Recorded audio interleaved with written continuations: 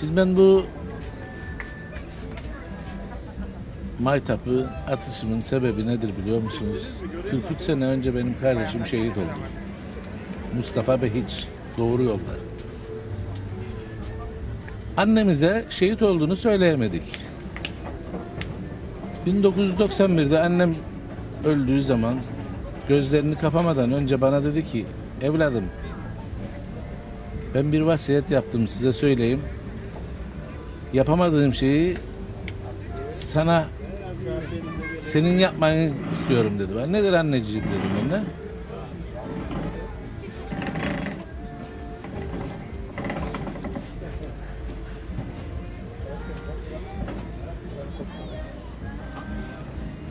Abin dedi gelirse dileneceğim, dirseneceğim, danacık keseceğim dedi ve fakir fukaraya vereyim. Tabii benim kardeşim şehit oldu, gelmeyeceğini biliyorduk.